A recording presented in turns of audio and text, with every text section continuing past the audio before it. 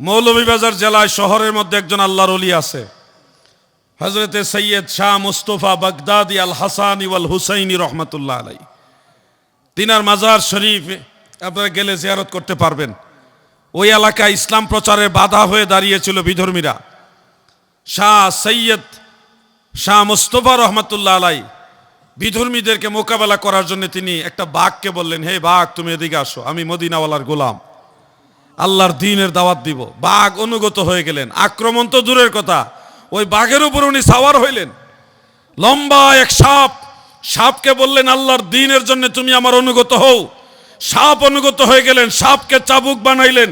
বাঘের উপরে সাওয়ার হয়ে যখন এইভাবে আল্লাহর ওলি সাপকে এইভাবে ঘুরাচ্ছেন, এই দৃশ্য দেখে বিদুর্মীরা বলতেছে, যার কথা জঙ্গলের বাঘে শুনে, সাপেও শুনে, তার সাথে যুদ্ধ করতে যেও না, ধ্বংস হয়ে যাবে। এইভাবে আল্লাহর ওলি সৈয়দ শাহ মুস্তফা বাগদাদি ইসলামের দাওয়াত দিয়েছে। ঠিক কিনা বলেন? ওনারা ছিলেন আল্লাহর ওলি। ওনাদের মাথার চান্দি মুবারক থেকে পা পর্যন্ত নবীজির সুন্নতের কোনো অভাব ছিল না। আমাদের দেশে অনেক ডিজিটাল পীর সাহেব আছে, দাড়ি নাই। কি নাই নাকি? বড় বড় পীর সাহেব আছে, নবীর সুন্নত, দাড়ি নাই। সুনামগঞ্জের কার্তিকপুরে আমি যখন এক মাহফিলে গিয়েছিলাম বহু আগে, এক যুবক ভাই এসে আমাকে বলতেছে, আপনারা দাড়ি নিয়ে তো বেশি বাড়াবাড়ি করেন কেন? দাড়ি রাখা জরুরি হইলে তো আল্লাহ জন্মের সময়টা দিয়ে দিত। আমরা বলে বাড়াবাড়ি করি। আল্লাহ যদি এটা জরুরি মনে করতো, জন্মের সময়টা দিয়ে দিত, কেন এটা নিয়ে বাড়াবাড়ি করেন? তা আমি বললাম, জন্মের সময় দাড়ি ছিল না, এই কারণে আপনি দাড়ি ফেলে দেন। সে আমাকে উত্তর দিল, ইয়েস। কি বলল? ইয়েস।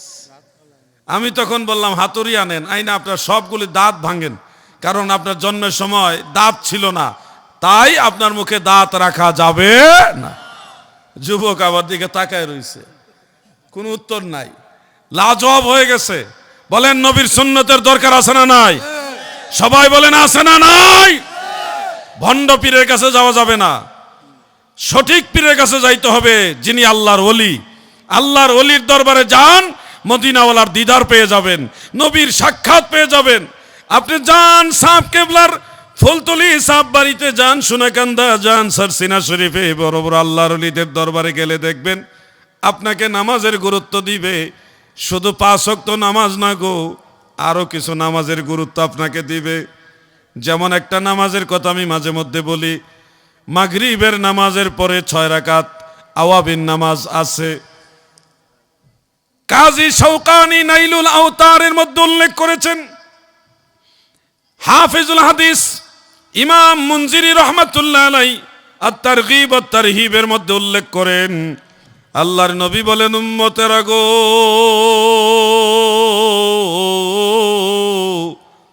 যদি মাগরিবের নামাজের পরে 6 রাকাত নামাজ আদায় করো, মান সাল্লা 6 রাকাত বাদাল মাগরিব, যারা 6 রাকাত নামাজ মাগরিবের পরে আদায় করবে, তার আমল নামায় যদি 50 বছরের সমান গুনাহ থাকে, আমার আল্লাহ সমস্ত গুনাহ খাতা মাফ করে দিবে। শুধুমাত্র আওয়াবিন নামাজের উসিলায় কত বছরের গুনাহ? 50 বছরের গুনাহ। 6 রাকাত নামাজ একিন করে পড়েন, আল্লাহ তাআলা মাফ করে দিবেন।